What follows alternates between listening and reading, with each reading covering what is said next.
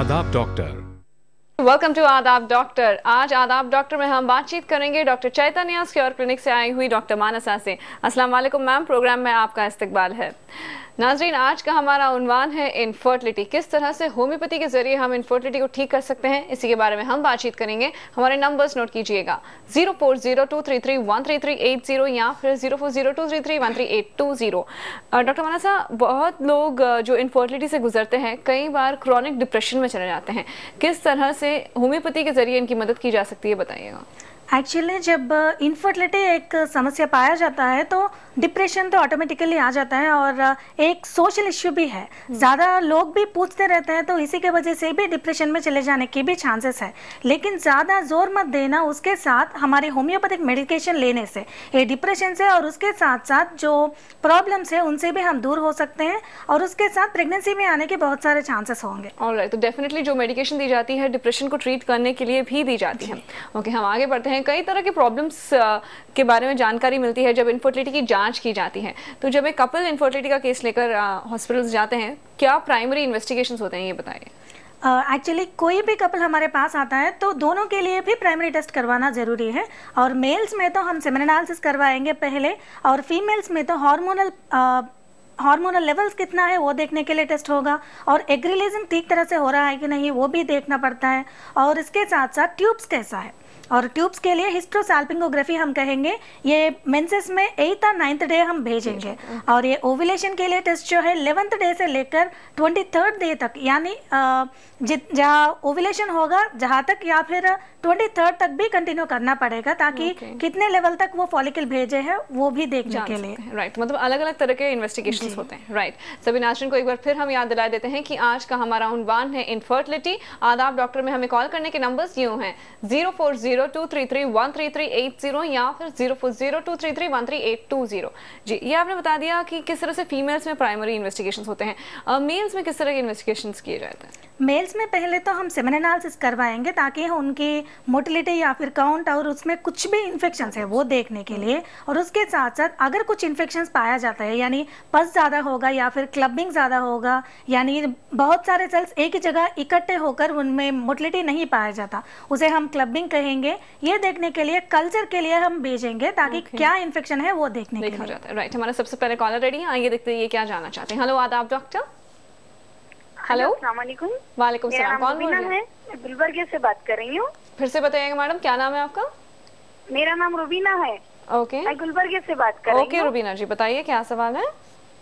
मेरा सवाल है, मेरी फर्स्ट डिलीवरी 2.5 साल पहले हुई थी, फोर्सेप डिलीवरी, जिसकी वजह से बेबी का ब्रेन डैमेज हो गया था और बेबी की डेथ हो गई थी। ओके। और सेकेंड जो है ना 2 मंथ में मिसकैरेज हो गया सेकेंड टाइम, फिर एक 4 मंथ बाद कंसीव हो गया था नेचुरली। राइट। और थर्ड टाइम पर जो है ना 1 ईयर तक कंसीव नहीं हुआ, जिसकी वजह से मुझको IVF ट्रीटमेंट लेना पड़ा। उसके बाद 6 मंथ में जो है ना बेबी के सर में पानी भर गया, इस तरह डॉक्टर ने बताया। तो उसके बाद एबॉर्शन कराना पड़ा। 4-5 मंथ हो गया, तब उसके क्या रीजन हो सकता है, इस तरह मैं जानना चाहती हूँ। क्या उम्र है रुबीना जी आपकी? मेरी उम्र 27 ईयर्स है। ओके, कुछ और आप जानना चाहिए? पीरियड्स रेगुलरली हो रहे हैं मैडम? हाँ बिल्कुल रेगुलर है मेरे पीरियड। और आपने कुछ वायरल इन्फेक्शंस का टेस्ट करवाया? रुबीना जी आप हैं लाइन पर? जी हाँ, मैं लाइन पर हूँ। क्या वायरल इन्फेक्शंस का कोई टेस्ट करवाया है आपने? नहीं करवाई मैम। ओके जी, बिल्कुल हम आप कोशिश करेंगे आपकी मदद करने की। बहुत बहुत शुक्रिया आपने कॉल किया।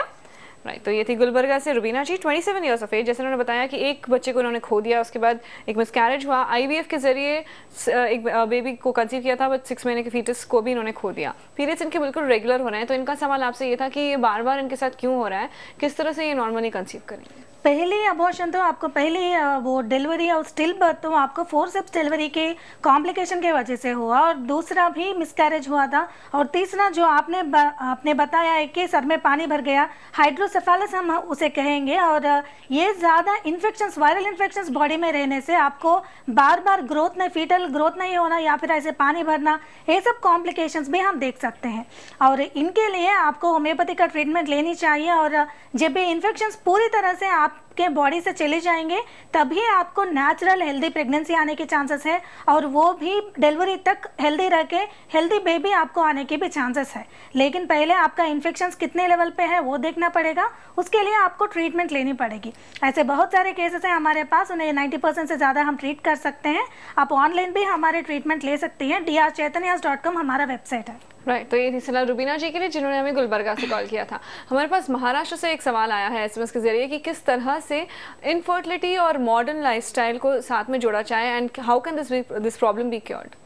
एक्चुअली मॉडर्न लाइफ में ज़्यादा अल्कोहल या फिर स्मोकिंग और उसके साथ साथ जंक फूड ज़्यादा लेना और नींद की टाइमिंग्स भी और बहुत सारे लाइफस्टाइल चेंजेस भी हम देख सकते हैं। और जब ये जंक फूड छोड़ना और अल्कोहल या फिर स्मोकिंग ये आदतों से छुटकारा पाने से बहुत सारे कंप्लेंट्स हम कम कर सकते हैं, क्योंकि ये अल्कोहल या फिर स्मोकिंग ज़्यादा लेने से लेडीज़ में भी और जेंट्स में भी हम बहुत सारे हार्मोनल चेंजेस होंगे। उसके साथ साथ मेल्स में तो काउंट कम होने के चांसेस है, और जब प्रेग्नेंट हो गए तब अल्कोहल या फिर स्मोकिंग लेने से भी बेबी का ग्रोथ भी इफेक्ट हो सकता है, फीटस की ग्रोथ पे भी इफेक्ट पड़ सकता है। राइट तो ये दूर करनी चाहिए। ओके हमारे अगले कॉलर भी तैयार है। हेलो आदाब डॉक्टर। हेलो हेलो मेरा नाम प्रिया है। कहाँ से प्रिया जी? पुणे। ओके बताइए।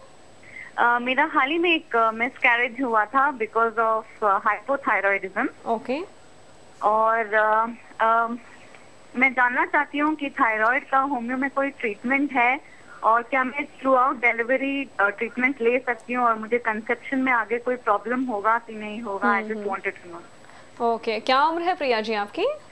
मेरा 32 इयर्स है। और कब से ये थायराइड की प्रॉब्लम है आपको?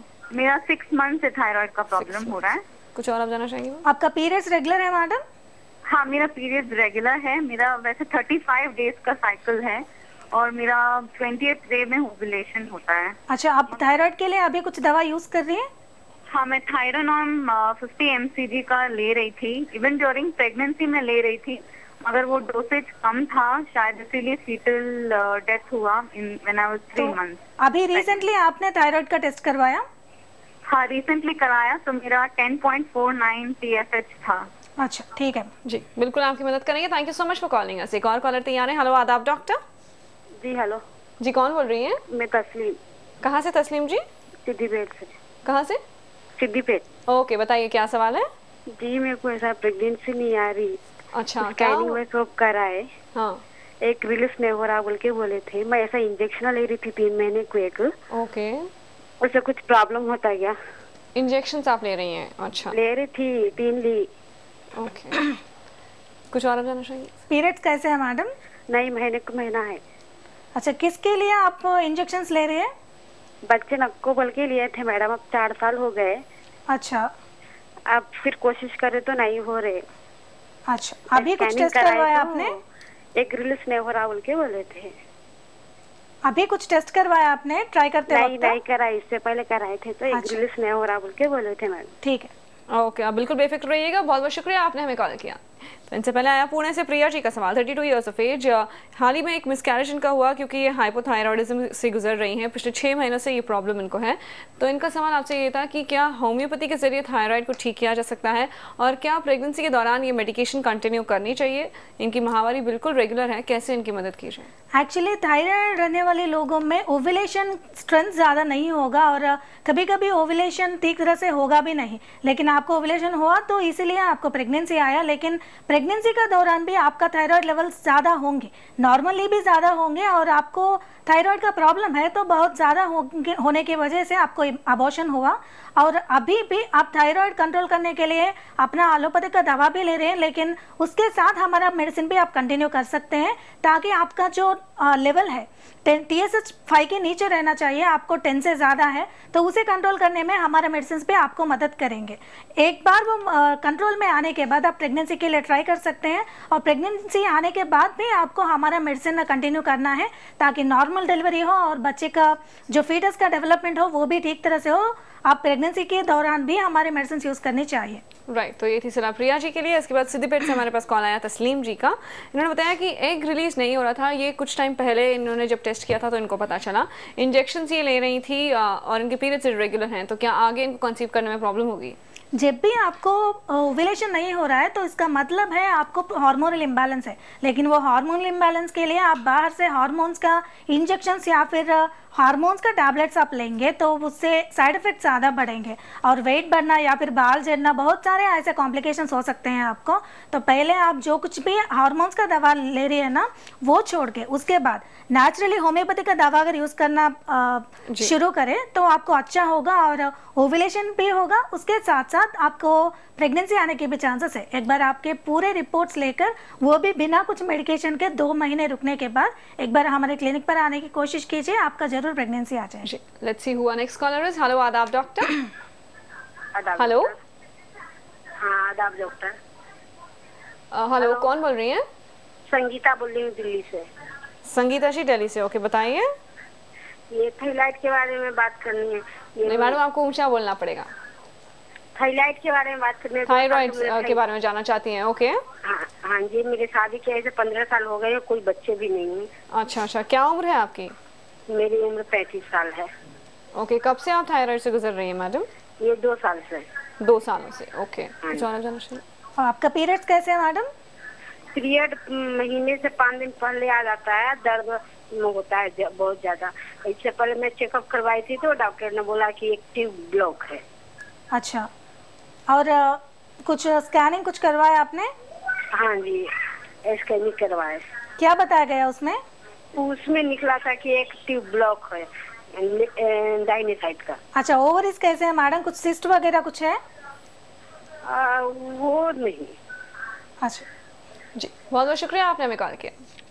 तो ये थी दिल्ली से संगीता जी। इनकी शादी को 15 साल हो गए हैं, 35 ईयर्स ऑफ एज, जिन्होंने बताया कि 2 साल से ये थायराइड से गुजर रही हैं। काफ़ी पेनफुल इनके पीरियड्स होते हैं, ट्यूब भी ब्लॉक्ड है। किस तरह से आगे इनकी मदद की जाए? आपको बहुत सारे प्रॉब्लम्स है मैडम कंसीव करने में, थायराइड भी एक वजह बन सकता है और आपको एक ट्यूब भी ब्लॉक है।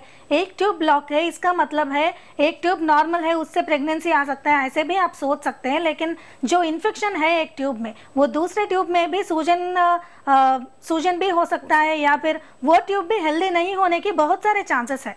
तो दोनों ट्यूब्स आपको पेटेंट रहनी चाहिए और उनमें भी कुछ भी डिसीज या फिर ऐसा इन्फ्लेमेशन या फिर कुछ भी इन्फेक्शन नहीं होनी चाहिए। तो आपको ट्यूबरक्लोसिस कुछ है वो जानने के लिए टेस्ट करवाना पड़ेगा।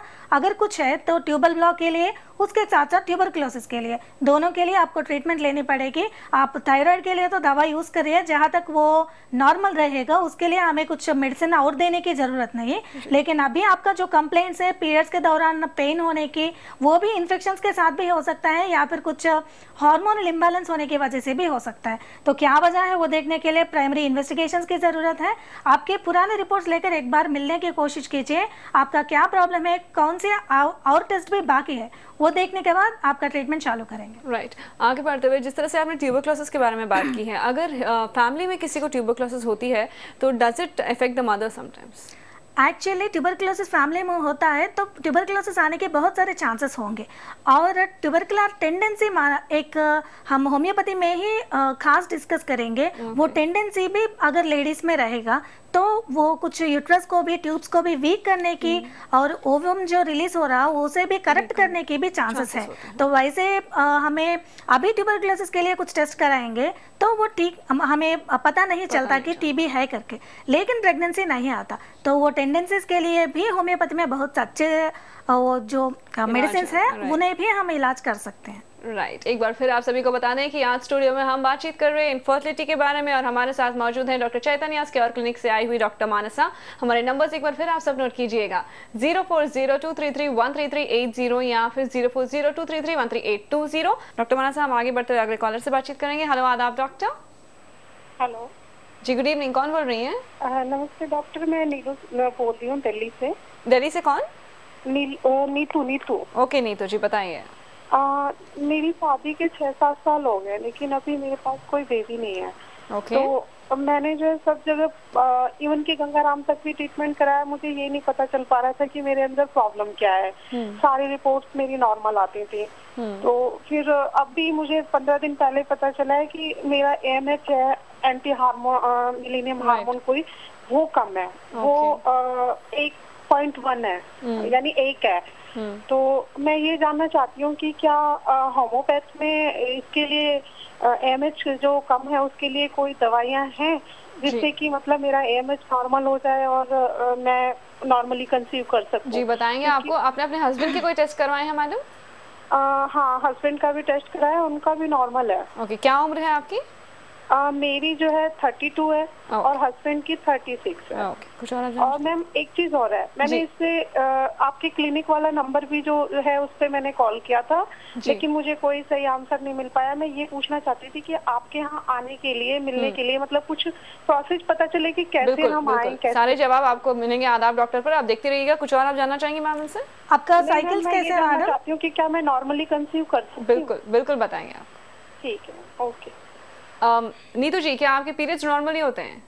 हाँ जी मैम, पीरियड मेरे नॉर्मली होते हैं। Anything else ma'am?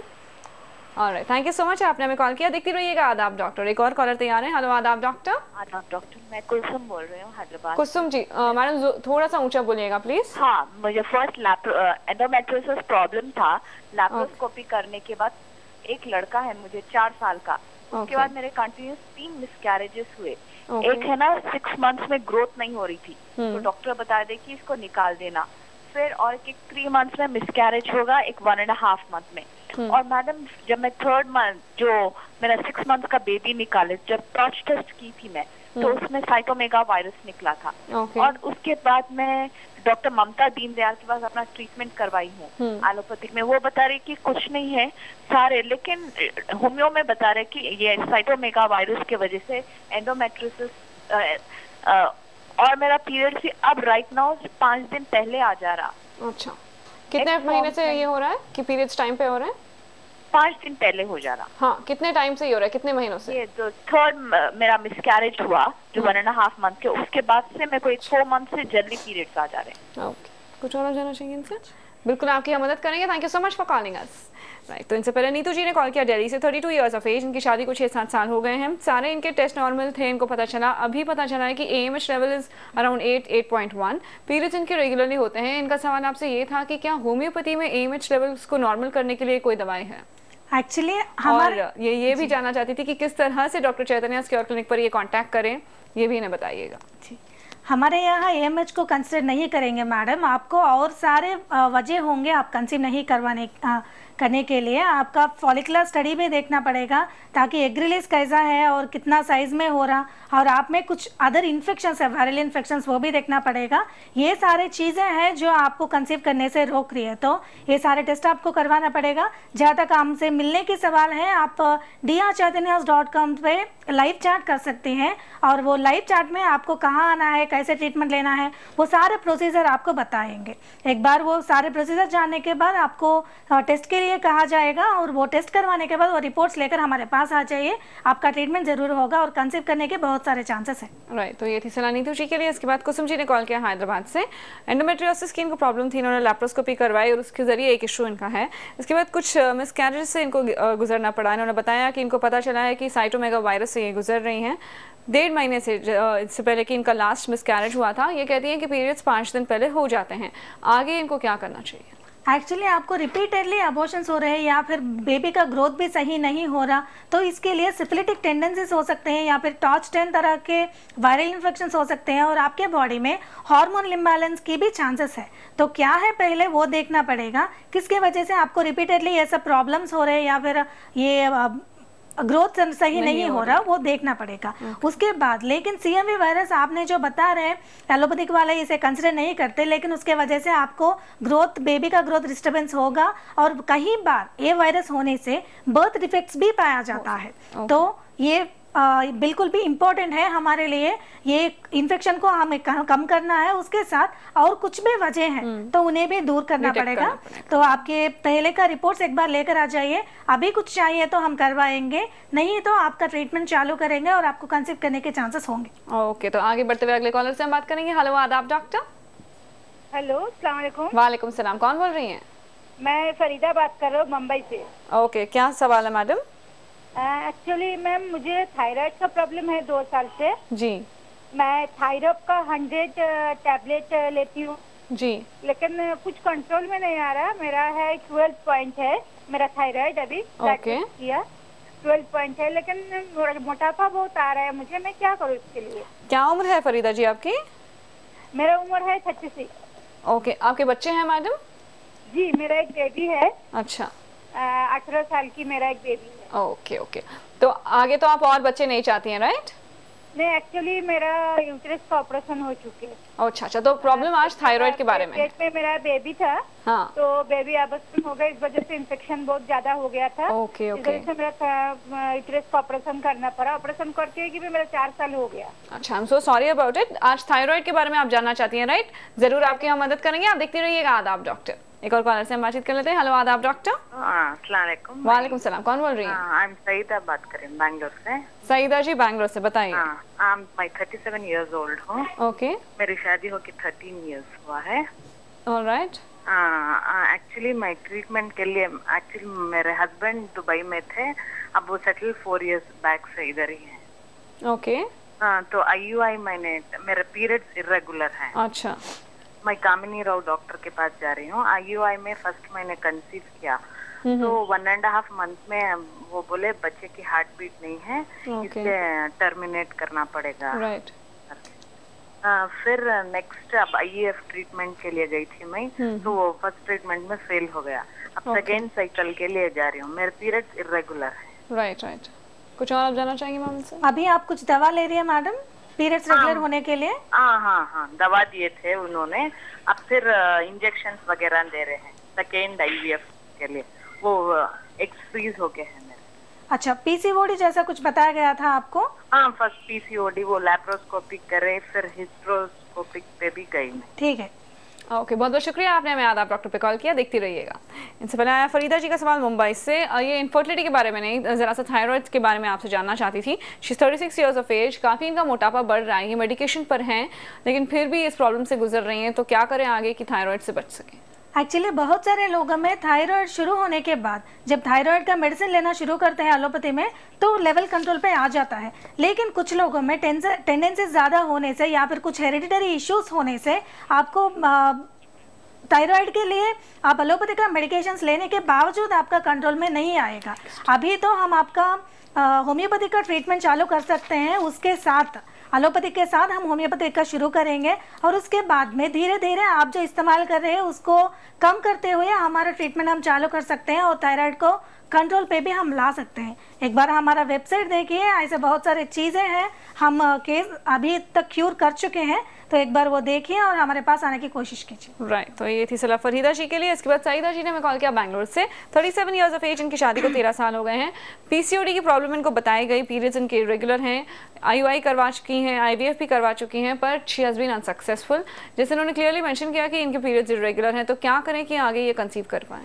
एक्चुअली जब पीरियड्स इरेगुलर होते हैं तो उसके पीछे हार्मोनल इम्बैलेंस का वजह होगा, और जब हार्मोनल इम्बैलेंस अगर ओव्यूलेशन के लिए जो चाहिए FSH LH इनका इम्बैलेंस होता है तो सिस्ट फॉर्म हो जाते हैं, यानी वाटर बैग्स ओवरीज में पाया जाता है। ये PCOD के लिए भी हम लैप्रोस्कोपी या फिर कोई भी अदर सर्जरी के लिए जाने की कोई ज़रूरत नहीं है। और IVF ये सारी चीज़ों में बहुत सारे इंजेक्शंस के ज़रिए बहुत सारे हार्मोन्स अंदर भेजा जाता है, तो उसके लिए कॉम्प्लिकेशंस भी ज़्यादा बढ़ेंगे। तो आप नेचुरल वे में कंसीव करने की कोशिश कीजिए और नेचुरली आपका मेंसेस भी ठीक हो, ऐसा कुछ मेडिकेशन लीजिए। आप होम्योपैथी के ज़रिए ट्रीटमेंट कराने की कोशिश कीजिए, ज़रूर आपका मेंसेस रेगुलर होगा, उसके बाद ओव्यूलेशन भी होगा और कंसीव करने के भी बहुत सारे चांसेस होंगे। आप जी अगले कॉलर से बात करते हैं। हेलो, आदाब डॉक्टर।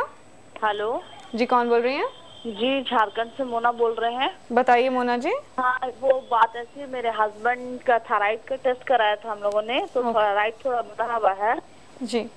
अच्छा, और उनका एक जो HSF का जो टेस्ट होता है वो भी हम लोगों ने कराया था, तो वो उसमें नो स्पर्म बता रहा है। अच्छा अच्छा, क्या उम्र है इनकी?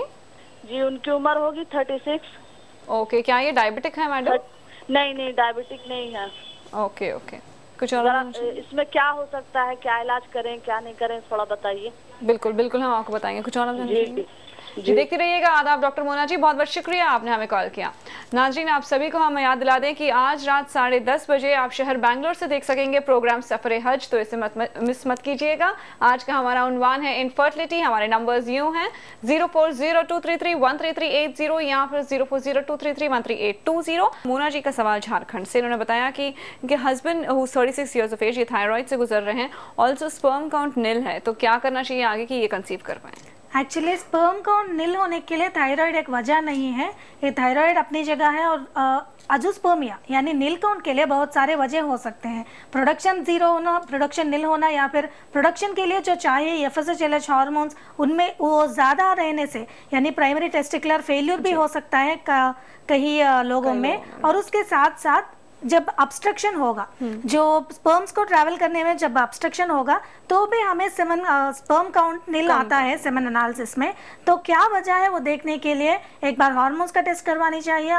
ऐसे ही ट्रस और डॉपलर यानी 2 स्कैन्स और निकालनी पड़ेगी ताकि टेस्टिस का कंडीशन कैसा है, ट्यूब्स में कुछ ब्लॉकेज है ये देखने के लिए।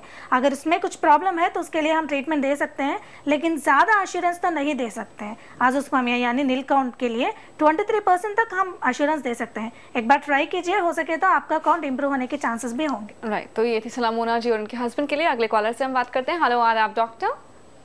हेलो, आदाब डॉक्टर जी, कौन बोल रही हैं? जी मैं कश्मीर से रूही बोल रही हूँ। रूबी जी कश्मीर से, बताइए क्या सवाल है आज? हाँ जी, मेरी शादी को 1 साल हो गया। ओके। और अभी तक कोई बच्चा नहीं है। मेरी एज 30 है, तो मैं कंसीव कैसे करूँ, क्या मतलब? ओके, आपकी माहवारी कैसी होती है रूबी जी, ये बताइएगा। वो जी मतलब पूरे टाइम पे होती है। सही टाइम पे हो जाती है? हाँ जी, हाँ जी। अच्छा, कुछ और आप जानना चाहेंगे? एग रिलीज का कुछ टेस्ट करवाया मैडम? जी मैंने किए थे थायराइड वायराइड के टेस्ट, वो सारे ठीक है। ओके, बहुत बहुत शुक्रिया आपने हमें कॉल किया रूबी जी। अगले कॉलर से हम बातचीत करते हैं। हेलो, आदाब डॉक्टर। हाँ जी नमस्ते, मैं लखनऊ से बोल रही हूँ। थोड़ा सा ऊंचा बोलिएगा मोहतरमा। हेलो, मैं लखनऊ से बोल रही हूँ। क्या नाम है आपका? मोनिका नाम है। मोनिका जी, ओके बताइए। मेरे पहले वैसे नॉर्मली कंसीव हो गया था एक बच्चा। अच्छा। 6 महीने में वो खराब हो गया। उसके बाद से मेरे ट्यूबरक्लोसिस हो गया, तो उसकी वजह से दोनों ट्यूबे ब्लॉक है। ओके, ट्यूबरक्लोसिस हाँ। कब हुआ था मैडम? 2005 में। अच्छा, ओके। और उसके बाद से मैंने सारे ट्रीटमेंट करा लिए। IVF 3 बार हो चुका। अब IVF में मेरा एक भी कंसीव नहीं हुआ। तीसरी बार में ये जाके हुआ कि लाइनिंग नहीं बन रही है, तो मैं इसके लिए क्या कर सकती हूँ? और लेप्रोस्कोपी भी हो चुका है। उससे भी डॉक्टर ये बोल रहे हैं कि बुरी तरह डैमेज हो गया है। बुरी तरह डैमेज हो गया, मतलब तो दोनों ट्यूब्स की कंडीशन अभी क्या है मैडम? दोनों बता रहे हैं डैमेज हो गया है। अच्छा, ओके। कुछ और आप जानना चाहिए? आपका माहवारी कैसा है मैडम? माहवारी तो पहले सही था, अब आता तो रेगुलर है, लेकिन 1-2 दिन करके आता है। एक दिन रुके, बहुत हल्का आता है। अभी एग रिलीजिंग का या फिर उसके हार्मोन्स का टेस्ट करवाया आपने? नहीं, तो हार्मोन्स का तो नहीं करवाया। ठीक, ओके। बहुत बहुत शुक्रिया मोनिका जी, आपने कॉल किया। आदाब डॉक्टर में एक और कॉलर से हम बातचीत करते हैं। हेलो, आदाब डॉक्टर। जी अस्सलाम वालेकुम। वालेकुम सलाम, कौन बोल रही हैं? जी मैं अंजुम बात कर रही हूँ। कहाँ से? जी गुलबर्गा से। बताइए अंजुम जी। जी मैं इससे पहले बारी कॉल करी थी, मुझे सिस्ट था। सिस्ट का ऑपरेशन करा के 9th मंथ हुआ। चॉकलेट। एक सेकंड अंजुम जी, मैं माजरत चाहती हूँ, जरा सा ऊंचा बोलिएगा प्लीज। मेरे को सिस्ट था, 9 महीने पहले सिस्ट का ऑपरेशन कराई। ओके। और अब फिर सिस्ट है बोल रहे हैं, और बेबी कंसीव भी करी मैं, तो इससे बच्चे पे कुछ असर है या नहीं होता, खुल के प्लीज डिटेल में बताइएगा। कंसीव किया आपने? जी हाँ। ओके, तो अभी प्रॉब्लम क्या है? सिस्ट है बोल रहे हैं, चॉकलेट सिस्ट है बोल रहे हैं, तो कुछ बच्चे पे असर तो नहीं पड़ेगा या सिस्ट? ओके ओके, अभी कौन से महीने की प्रेगनेंसी चल रही है? जी 2 महीने। अच्छा, कुछ और आप जानना चाहिए? राइट, डेफिनेटली आपकी यहाँ मदद करेंगे। बहुत बहुत शुक्रिया आपने कॉल किया। ओके, तो इनसे पहले रूबी जी ने कॉल किया कश्मीर से। इनकी शादी को 1 साल हो गया है, पीरियड्स रेगुलर हैं, लेकिन ये क्यों कंसीव नहीं कर पा रही है, इनको बताइएगा। एक्चुअली पीरियड्स में प्रॉब्लम होए या फिर ना हुए, लेकिन आपका हार्मोन्स में इम्बैलेंस हो सकता है। लेकिन हार्मोनल इम्बैलेंस एक ही वजह नहीं होगा, आप में इन्फेक्शंस होने के चांसेस है, आपके हस्बैंड का काउंट कम होने के चांसेस है, मोटिलिटी और इन्फेक्शन, ये सब देखना पड़ेगा। आपको प्राइमरी इन्वेस्टिगेशंस की ज़रूरत है। जो चाहिए, जो प्रॉब्लम है वो देखने के लिए हमें आपको इन्वेस्टिगेशंस के लिए भेजना है। आप एक बार drchaitanyas.com पर लॉगिन होकर आप ऑनलाइन ट्रीटमेंट लेने की कोशिश कीजिए। आपको जो टेस्ट करवाना है हम बताएंगे, उसके बाद आपका ट्रीटमेंट चालू करेंगे। जी, एक और बात, इन्होंने जैसे मेंशन किया कि इनकी शादी को 1 ही साल हुआ है, is it time to start Warring?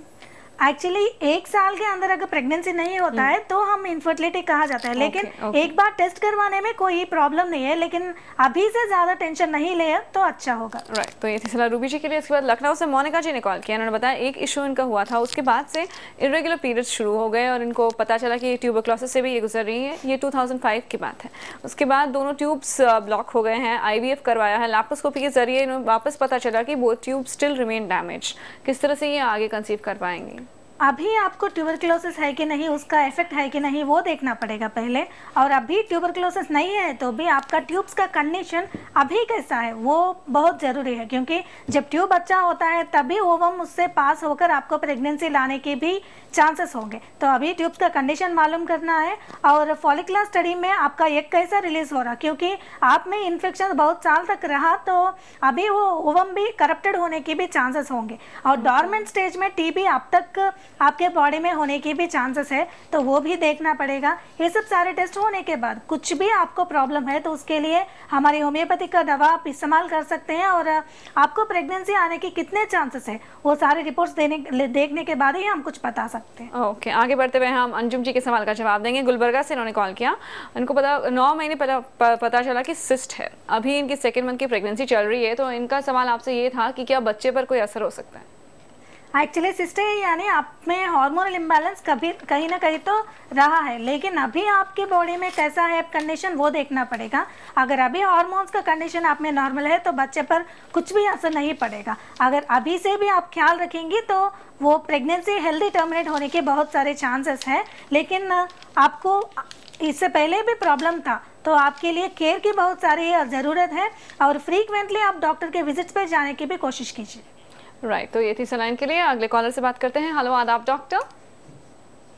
Okay, आगे बढ़ते हुए जरा सा हमें एंडोमेट्रियोसिस के बारे में बताइएगा डॉक्टर मानसा कि ये किस एज ग्रुप में जनरली शुरू होती है और कब पता चलता है, किस तरह के टेस्ट करवाने होते हैं इसके लिए? एक्चुअली एंडोमेट्रियोसिस एक ऐसा चीज़ है जो यूट्रस के अंदर जो लेयर रहेगा बिल्कुल उसी के तरह लेयर अगर पेल्विक पार्ट्स में कहीं ठहर के वो ग्रोथ होना शुरू होगा तो एंडोमेट्रियोसिस हम कहेंगे।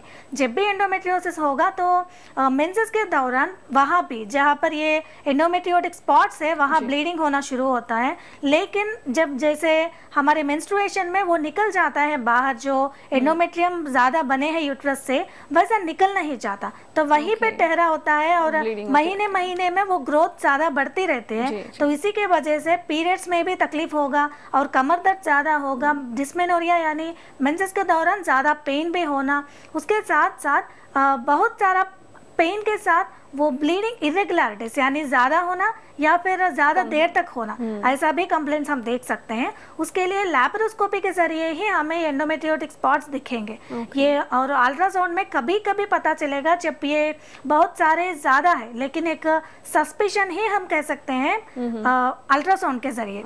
लैप्रोस्कोपी ही एक ऐसा प्रोसीजर है जिसके साथ हम डायग्नोसिस कर सकते हैं एंडोमेट्रियोसिस का। क्या कोई पर्टिकुलर एज ग्रुप होती है जिसमें ये शुरू होती है? एक्चुअली रिप्रोडक्टिव पीरियड में ये ज़्यादा होने के चांसेस है, यानी 25 से लेकर 40 तक ये ज़्यादा ग्रोथ होने के चांसेस है। ओके ओके, इसके अलावा बहुत सारे लोग आजकल पीसीओडी के बारे में भी कंप्लेंट करते हैं, इसके बारे में बताएं। पीसीओडी यानी पॉलीसिस्टिक ओवेरियन डिजीज, यानी जो 11th डे से लेकर 18th डे तक वुमेन में नॉर्मल रेगुलर साइकिल्स रहने वाले लोगों में ओवुलेशन होगा। वो ओवुलेशन के लिए जो हार्मोन्स चाहिए FSH, LH, E2, prolactin and Testo, ये हार्मोन्स में कुछ डिफरेंसेस होने की वजह से FSH, LH जो है वो 3:1 रेशियो में रहना है। जब इसका रेशियो बदल जाएगा और LH ज़्यादा हो जाएगा तो ओवुलेशन ठीक तरह से नहीं होकर एक सिस्ट बन जाता है ओवरी में। हर एक महीना ऐसा सिस्ट ज़्यादा बनने से 2 या 3 से ज़्यादा अगर सिस्ट पाया जाता है ओवरी में तो हम पॉलीसिस्टिक ओवेरियन डिसीज कहेंगे।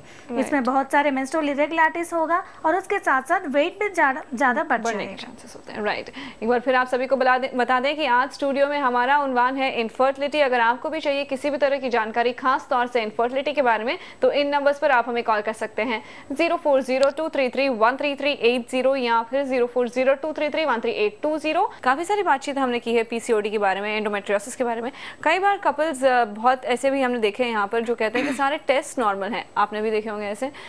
इनके बारे में और भी हम बातचीत करेंगे। एक और कॉलर तैयार है हमारे पास। हेलो, आदाब डॉक्टर। हेलो, आदाब डॉक्टर जी, कौन बोल रही है मैडम? मैं ज़ेबा बेगम बात कर रही हूँ, इसुगुड़ा हैदराबाद। ओके, बताइए मिसेस बेगम। जी, वो 5 साल हो रहा शादी होके हमको। ओके, कुछ भी नए टेस्ट कराए, सब नॉर्मल है बोल रहे मगर नहीं हो रहे। अच्छा, ओके। सारे टेस्ट आपने कराए और अपने शौहर के भी टेस्ट करवाए हैं? हाँ, उनकी भी नॉर्मल है पूरे। ओके, क्या उम्र है मैडम आपकी? मेरी 19 साल है। ओके, 19 साल। और आपकी शादी को 5 साल हो गए। ओके, कुछ और आप जानना चाहिए? 5 साल हो रहा शादी। अच्छा, आपका माहवारी कैसा है मैडम? मेरे को अब साफ होता, कभी तीन बार ही होता कपड़ा, कभी डेट नहीं आने से पहले ही हो जाती जल्दी। अच्छा, लेट में आते हैं आपको? हाँ, डेट नहीं होने से पहले जल्दी हो जाता। अच्छा, 18 को डेट है मेरी, अब 18 भी नहीं आने से पहले 7 तारीख कुछ हो गई मैं। अच्छा, आपको हार्मोन्स का या फिर एग रिलीज का कुछ टेस्ट करवाया मैडम? नहीं, कुछ नहीं करा, एक बार वो किन्वर्ट कराए थे बस। अच्छा, ओके, बहुत बहुत शुक्रिया आपने हमें कॉल किया मिसेस बेगम। एक और कॉलर तैयार है। हेलो, आदाब डॉक्टर।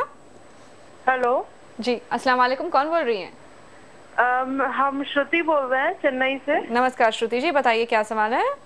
मुझे डॉक्टर साहब से पूछना है कि मुझे थायराइड की प्रॉब्लम है और जब first The person you have called. Okay, लगता है ये नहीं रही लाइन पर। श्रुति जी, हो सके तो वापस हमें कॉल कीजिएगा, आपके सवाल का जवाब हम जरूर देने की कोशिश करेंगे। इससे पहले मिसेस बेगम ने कॉल किया हैदराबाद से, 19 ईयर्स ऑफ एज। ये कहती है इनकी शादी को 5 साल हो गए हैं, इनके और इनके हस्बैंड के सारे टेस्ट नॉर्मल हैं, पीरियड्स इरेगुलर होते हैं, किस तरह से ये कंसीव करें? एक्चुअली पहली बात है कि आप बहुत छोटे उम्र में शादी करें तो इस उम्र में आपका हार्मोन्स भी कुछ गड़बड़ हो सकती है, और जब इतने बचपन में आपका शादी हुआ तो अभी आपका हार्मोन्स कैसा है, आपका हाल कैसा है, ये देखना पड़ेगा। लेकिन ज़्यादा सोचना मत आप अभी प्रेगनेंसी के लिए, क्योंकि अभी आप 19 साल की है तो 1-2 साल अभी रुक के उसके बाद कंसीव करेंगे तो आपका बॉडी का स्ट्रेंथ भी अच्छा रहेगा, और जो फीटस बनेगा आपके बॉडी में उसका भी स्ट्रेंथ अच्छा रहेगा। तो आप 1 साल के लिए रुकने की कोशिश कीजिए, लेकिन अगर आपको उतना ही जल्दी है तो एक बार हमारे क्लिनिक को आने की कोशिश कीजिए। आपको क्या प्रॉब्लम है वो देखने के लिए फर्स्ट टेस्ट करवाएंगे, वो टेस्ट होने के बाद क्या कुछ भी है रीजंस तो उसके लिए आप ट्रीटमेंट लेंगे और उसके बाद आपको प्रेगनेंसी आएगी। तो ये थी सलाइन के लिए। आगे बढ़ते हुए जिस तरह से हम बातचीत कर रहे थे कि कई बार पता चलता है सारे टेस्ट नॉर्मल हैं लेकिन फिर भी कंसीव नहीं कर पा रहा है कोई कपल, तो होम्योपैथी किस तरह से इन तरह की केसेस के साथ डील करता है? एक्चुअली ऐसे बताने वाले लोगों में आधा तक सारे टेस्ट नहीं करवाएंगे, और सारे टेस्ट करवाने के बाद हमें ये पूछना है कि क्या इसमें कुछ प्रॉब्लम है या फिर नहीं। और अगर कुछ सारे टेस्ट हो गए तो फिर भी अगर ऐसा कंप्लेंट है तो सिफिलिटिक टेंडेंसीज या फिर फैमिलियल कुछ टेंडेंसीज भी रहेंगे उसके वजह से जो हमें नहीं दिखेंगे लेकिन फिर भी प्रॉब्लम्स होंगे, तो उसके लिए भी होम्योपैथी वो टेंडेंसीज के लिए भी हम दवा दे सकते हैं। काफ़ी बार यूट्रस वीक होगा या फिर ओवम उतना स्ट्रेंथ नहीं रहेगा, ये स्ट्रेंथ नहीं दिखेंगे, हमें कोई भी टेस्ट पे ये स्ट्रेंथ नहीं दिखेगा, लेकिन उनके लिए भी हम इलाज कर सकते हैं और दवा भी दे सकते हैं, होम्योपैथी के जरिए ट्रीट भी कर सकते हैं। Right, we have another caller. Hello, आदाब डॉक्टर। हेलो, आदाब डॉक्टर जी, कौन बोल रही हैं? जी, मैं सलमा फिरदौस निजामाबाद से बोल रही हूँ। बताइए सलमा जी। जी, ये है कि मेरे को 3 साल हो रहा है। मुझे 3 साल का एक लड़का है, 3 सिजेरियन हुए सो है। 3 साल का एक लड़का है आपका? हाँ। ओके। इससे पहले शिकायत ये थी कि मेरे शौहर के खून का ग्रुप अलग है और मेरा ग्रुप अलग है खून का। ग्रुप अलग है खून का आपके और आपके शौहर का? जी, तो तीनों के जब भी इंजेक्शन दिलाना पड़ा डिलीवरी के फौरी बाद। ओके। तो आपकी ये तो बताइए सवाल क्या है सलमा जी? तो सवाल ये है कि मैं आपके तीसरे बच्चे के जब मैं इंजेक्शन नहीं ली ओके तो प्रेग्नेंट रहे तो कुछ प्रॉब्लम हो सकती क्या, उनके पूछना चाहती। अच्छा, कुछ और आप जानना चाहेंगे? आपका ब्लड ग्रुप नेगेटिव है मैडम? मेरा पॉजिटिव निगेटिव है मेरा, और मेरे शोहर का पॉजिटिव है। अच्छा, आपका जो फीटस बना है वो पॉजिटिव का था? 2 बार? 3 बार भी ऐसा हुआ कि मेरे को 24 घंटे के अंदर जब भी सीजरी होती ना तो फौरन एक इंजेक्शन दिलाते थे 2700 या 3000 का। जी जी। तो तीसरे बच्चे के जब सीरियस हो जाने से बच्चा मैं सीजरी नहीं करा सकती, फैमिली प्लानिंग। ठीक है मैडम। ओके, बहुत बहुत शुक्रिया सलमा जी, आपने कॉल किया जी। किस तरह से इनकी मदद कीजिए? एक्चुअली जब फीमेल का नेगेटिव ब्लड ग्रुप होता है और हस्बैंड का पॉजिटिव हो जाता है, अगर फीटस का भी पॉजिटिव होता है, पहले बच्चे के लिए कोई प्रॉब्लम नहीं होगा, लेकिन दूसरे बच्चे अगर पॉजिटिव ही रहा तो एंटीबॉडीज डेवलप होने की वजह से वो फीटस का ब्लड क्लॉट होने के चांसेस है, तो इसके वजह से अबॉर्शन होने के भी चांसेस है। तो उसके लिए आपको ट्रीटमेंट लेनी पड़ेगी। जो इंजेक्शंस जो वो लोग बता रहे हैं वो इंजेक्शंस आपको लेनी पड़ेगी, वो दवाई के साथ, और उसके बाद सुपरविजन के साथ ही बार बार या फिर आपके जो फिजिशियन है उनके सलाह लेते ही आप कंसीव करें और उसके साथ ही आप डिलीवरी करें तो अच्छा होगा, क्योंकि ऐसा फीटस पॉजिटिव फीटस होगा तो आपको वो अबॉर्ट होने के चांसेस होंगे ज़्यादा। Okay okay, we have another caller. Hello, आदाब डॉक्टर। हेलो जी, गुड इवनिंग, कौन बोल रही हैं? हेलो, तबस्सुम बोल रहे हैं भिवंडी से। अस्सलाम वालेकुम। ओके, वालेकुम सलाम। तबस्सुम जी बताइए।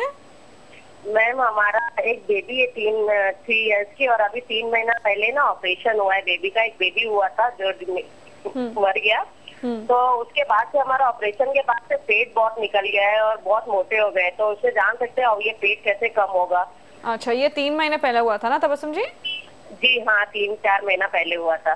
ओके ओके, मतलब आगे जानना चाहते हैं कि दूसरी प्रेगनेंसी कब कर सकते हैं, इसका कुछ टाइम? ओके ओके, कुछ और आप जानना चाहेंगे? अभी माहवारी कैसा है मैडम? हाँ, ये सही पीरियड ठीक आते हैं, एकदम मंथली टाइम पे ही आते हैं। ओके, बस बहुत निकल गया है और उससे वेट भी ज्यादा बढ़ रहा है ऑपरेशन के बाद से। राइट, हम समझ सकते हैं तबस्सुम जी, बिल्कुल आपकी हम मदद करेंगे। बहुत बहुत शुक्रिया आपने कॉल किया। यहाँ अनदर कॉल है। हेलो, आदाब डॉक्टर। हेलो जी, गुड इवनिंग, कौन बोल रही हैं? जी, हम कश्मीर से बोल रहे हैं। क्या नाम है आपका? जी, सबिया। ओके सबिया जी, बताइए। जी, मेरी मम्मा जो है ना वो 41 इयर्स की है। ओके। तो 1 साल से उसका जो पीरियड्स है वो बंद हो गया है। जी। तो हम डॉक्टर से यही बोलना चाहते हैं कि इसकी कोई मतलब वजह है, मतलब मतलब ये इसके लिए क्या करे? ये बोल रही है कि वो पैरों से कुछ आग जैसा निकल रहा है, तो प्लीज हमें बोलिए उसके लिए क्या करना है। ओके, सबिया जी, आपके भाई बहन हैं कोई? जी, मैं हूँ, मतलब मैंने इसी साल ग्रेजुएशन किया है। मेरा भाई है, छोटा सा 8th में पढ़ता है, और मेरी दीदी है। Okay, so it's a complete family. Very good. कुछ और आप जानना चाहेंगे? ओके, बिल्कुल आपकी मम्मी की हम मदद करने की कोशिश करेंगे। Thank you so much for calling us. तो इनसे पहले तबस्सुम जी ने कॉल किया भिवंडी से। इन्होंने बताया कि एक इशू उनका है 3 साल का। उसके बाद आई थिंक इन्होंने एक अबॉर्शन इनके साथ हो गया, और उसके बाद काफ़ी मोटापा ये महसूस कर रही हैं पिछले 3 महीनों से। पीरियड्स इनके टाइम से ही होते हैं, ये बताती हैं, लेकिन नेक्स्ट टाइम अगर ये कंसीव करें तो ये किस तरह से पॉसिबल होगा, ये बताइएगा। एक्चुअली पीरियड्स रेगुलर होने वाले लोगों में भी हार्मोनल इम्बैलेंसेस होने के चांसेस हैं, और आपको तो एक अबॉर्शन हुआ तब तो आपका हार्मोनल इम्बैलेंस हुआ होगा, तो उसी के वजह से आपका वेट भी ज़्यादा बढ़ रहा। वेट ज़्यादा बढ़ने के वजह पीसीओडी हो सकता है या फिर थायराइड भी हो सकता है। बहुत लोग सोचते हैं कि रेगुलर साइकिल्स आने वाले लोगों में पीसीओडी नहीं होगा, लेकिन वैसा भी होने के चांसेस है। तो ये दोनों के लिए पहले आप टेस्ट करवाइए। कुछ भी निकला तो उसके लिए आप होम्योपैथी का दवा यूज़ करेंगे तो उसको हम निकाल सकते हैं, और इलाज भी होगा, और प्रेगनेंसी आने के भी चांसेस है। लेकिन पहले ये हार्मोनल इम्बैलेंस खत्म होने तक अब प्रेगनेंसी के लिए प्लान मत कीजिए।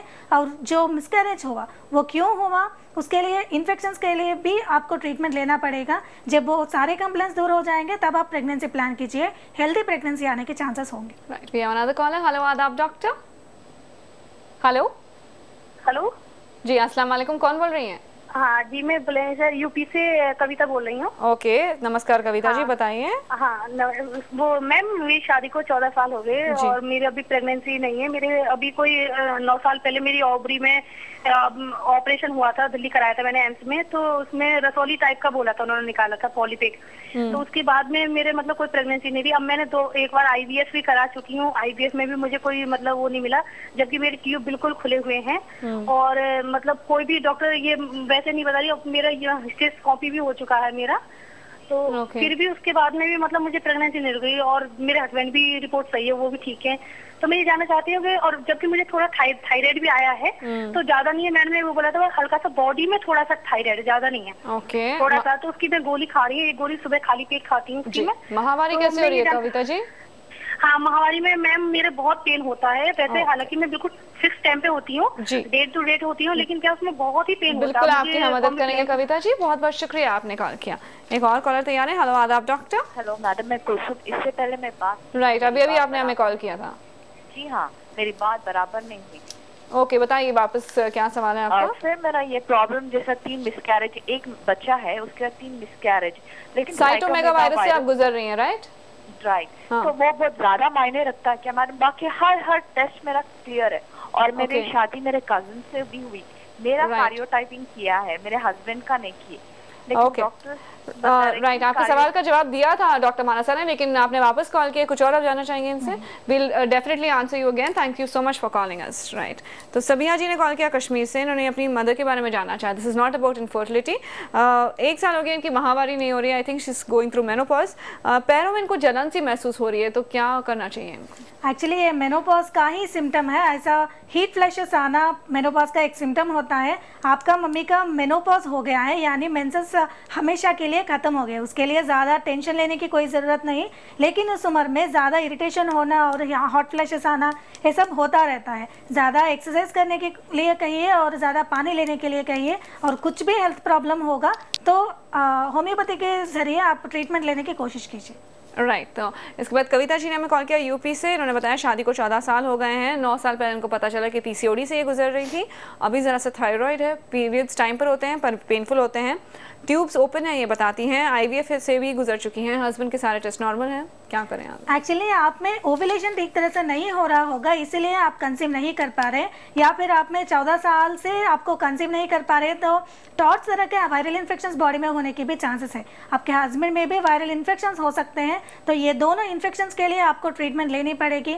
और उसके साथ साथ आप जो बता रहे हैं पीसीओडी, अभी भी उसके लिए जो हार्मोनल इम्बैलेंस वजह है वो आपके बॉडी में रहा होगा, तो उसके लिए भी पहले आप ट्रीटमेंट का एक टेस्ट करवाइए वो हार्मोन्स का, और उसके बाद कुछ प्रॉब्लम है तो उसके लिए हम ट्रीटमेंट करने के लिए तैयार हैं।